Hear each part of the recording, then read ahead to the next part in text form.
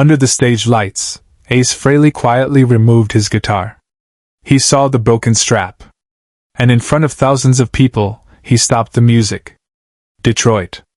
Cobo Hall. June 1978. The third song of the set. The room was hot, packed wall to wall with bodies pressing against the barricades, hands reaching toward the stage, voices screaming for the next note, the next solo, the next moment of everything Kiss was supposed to deliver. Ace Frehley stood stage right, silver makeup catching the lights, his Les Paul hanging from his shoulders. The band was midway through Shock Me, his song, his solo, his moment. The crowd was with him, riding every bend, every sustained note that came screaming out of his Marshall stacks. And then he felt it. A subtle shift in weight. The guitar pulling slightly to the left. Not much.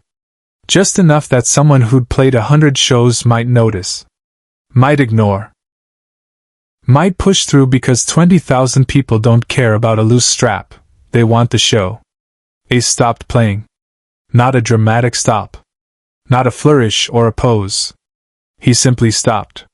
His right hand lifted off the strings. His left hand dropped from the neck.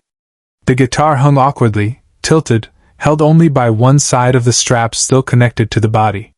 The other side, the leather connection point near the neck, had torn clean through. The band kept playing for exactly 3 more measures before they realized something was wrong. Paul Stanley turned, still singing, and saw Ace standing motionless.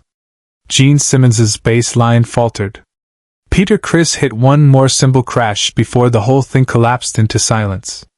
20,000 people stopped screaming. Ace looked down at the broken strap. Then he looked up at his guitar tech, waiting in the wings. He didn't call out. Didn't wave.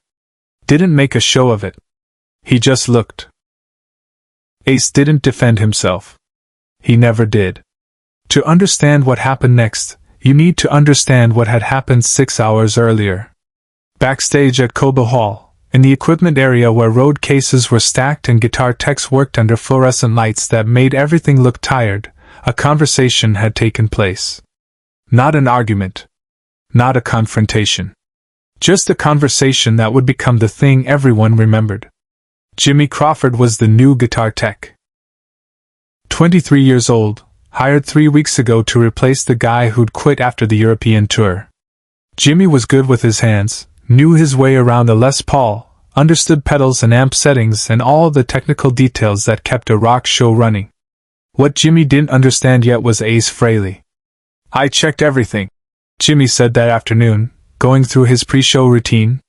Tuned all 3 guitars. Changed the strings on the backup. Checked the pedal board. We're good. Ace was sitting on a road case, smoking a cigarette, watching Jimmy work. Straps? Ace asked quietly. What about them? When did you check them? Jimmy paused. The straps are fine. They're the same ones from last night. That doesn't answer the question. I didn't specifically check them, Jimmy admitted. They were fine yesterday. They'll be fine tonight. Ace took another drag from his cigarette. Check them. Ace, we're on in 4 hours. I've got to set up the... Check them. It wasn't a command. It wasn't even loud. It was just Ace Frehley stating a fact. The straps needed to be checked. Jimmy could either check them or not check them, but Ace had said what needed to be said. Jimmy didn't check them. He told himself it wasn't out of defiance. It was just efficiency. The straps were fine. They'd been fine for 50 shows. He had a dozen other things to do. Paul's mic pack was acting up, Gene's bass had a ground hum, Peter's kick drum pedal was squeaking. Real problems. Technical problems. Not imaginary problems about leather straps that had been working perfectly. Besides, Ace had this reputation. Everyone knew it. The spaceman. The quiet one. The guy who showed up, played his solos, and left. He wasn't Paul, commanding the stage with his voice and his presence. He wasn't Gene with his fire-breathing theatrics. Ace just played. Some people, and Jimmy had heard this from the crew, thought Ace was too careful. Too particular. too worried about details that didn't matter. Maybe that came from being the guitar player in a band where two other guys got all the attention. Maybe Ace needed to feel important by making everything about his gear seem crucial. Jimmy had finished Paul's mic pack, fixed Gene's ground hum, and moved on to the drum kit. The straps never got checked. 4 hours later, Ace Frehley was standing on stage in front of 20,000 people with a torn guitar strap hanging uselessly from his Les Paul. The silence in Cobo Hall was profound. Not the excited silence of anticipation. The confused silence of something wrong. People in the front rows were pointing. People further back were asking each other what happened. The house lights were still down. The stage lights created a harsh white pool around 4 performers who were suddenly just people standing there with instruments. Ace walked to the edge of the stage. His guitar tech, Jimmy Crawford, was already running toward him, his face pale even in the darkness of the wings. "I need the backup," Ace said quietly. "Right. Yeah. The backup. I'll get—" Jimmy turned to run to the equipment area. "Jimmy!" Jimmy stopped. Ace was looking at him. Not angry. Not accusatory. Just looking.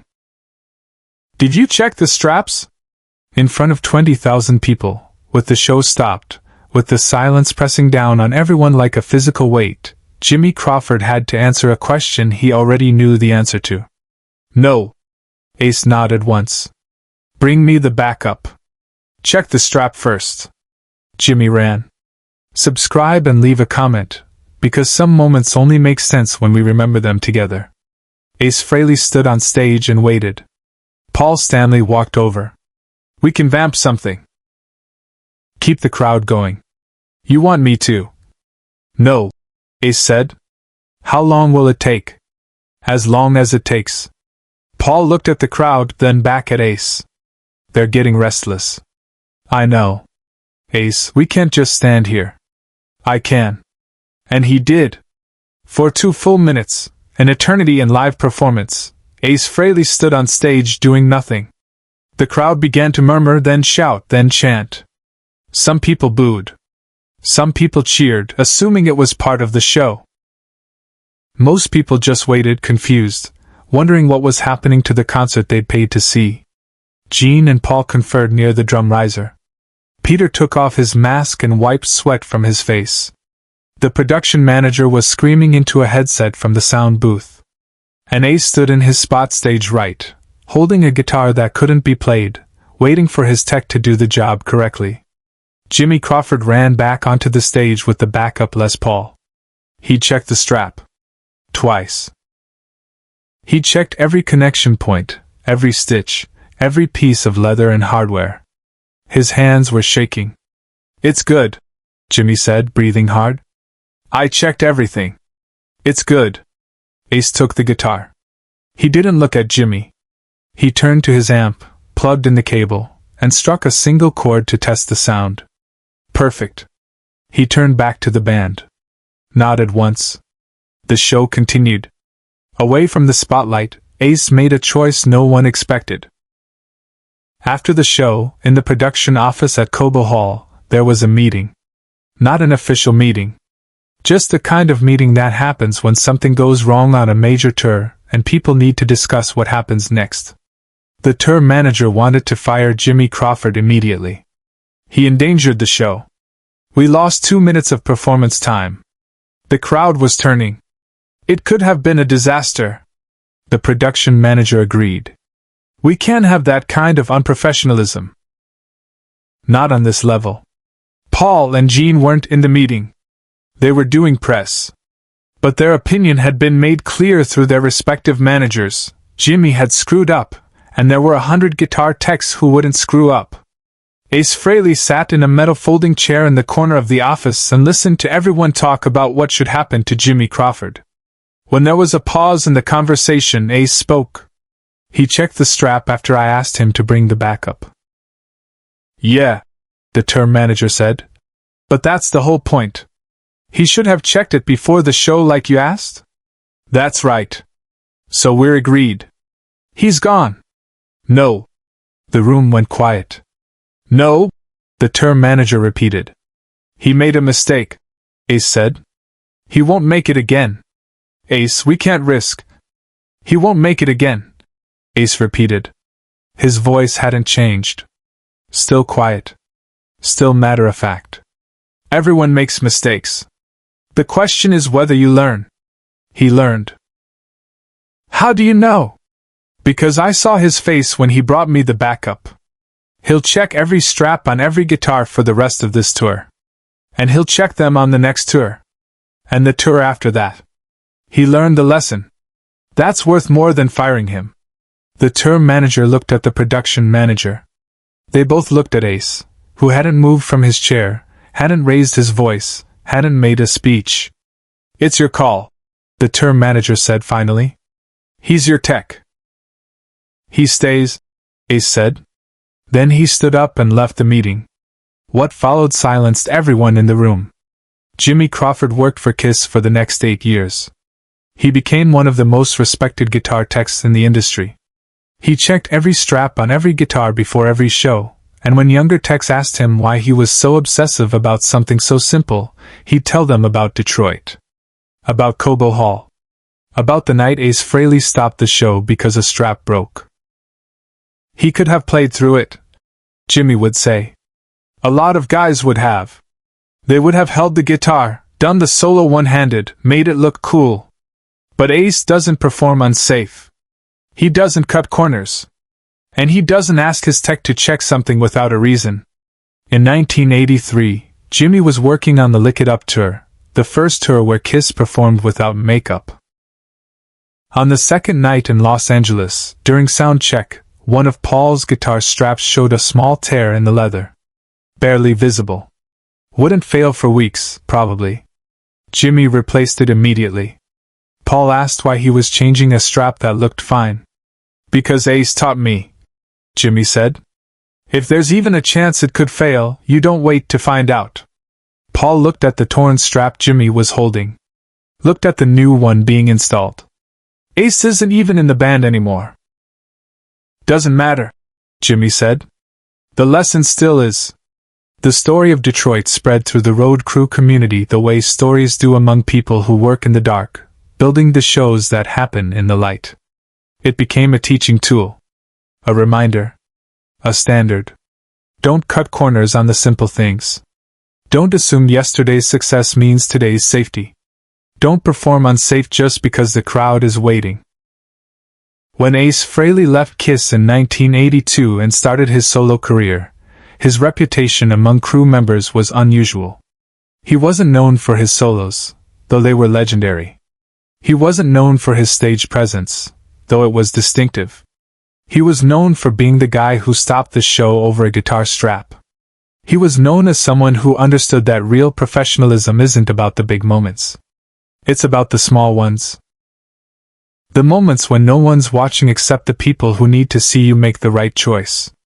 Share and subscribe. Some stories deserve to be remembered. Years later, long after Kiss had become a cultural institution, long after the makeup and the fire and the theatrics had been analyzed and documented and celebrated, a young journalist interviewed Ace Frehley for a retrospective piece. The journalist asked about his biggest moment on stage. His favorite solo. The show that meant the most. Ace thought for a moment. Detroit, he said. Cobo Hall. 1978. What happened in Detroit? A guitar strap broke. The journalist waited for more. There wasn't more. That's it? The journalist asked. Ace nodded. That's it. But what about the solo? The comeback? What happened after? We finished the show, Ace said quietly. That's what happened. We did it right. The journalist didn't understand. Not then.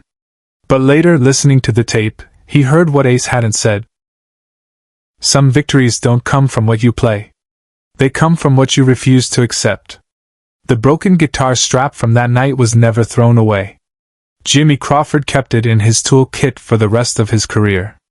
A reminder that the smallest details matter most. That being right matters more than being fast. That some lessons only need to be learned once. Ace Frehley never mentioned Detroit again. He didn't need to. The people who needed to know the story already knew it. And every guitar tech who ever worked for him checked the straps. Twice. Not because Ace demanded it. Because Ace had shown them why it mattered. He didn't defend himself. He never did. He just stopped the show. And that was enough.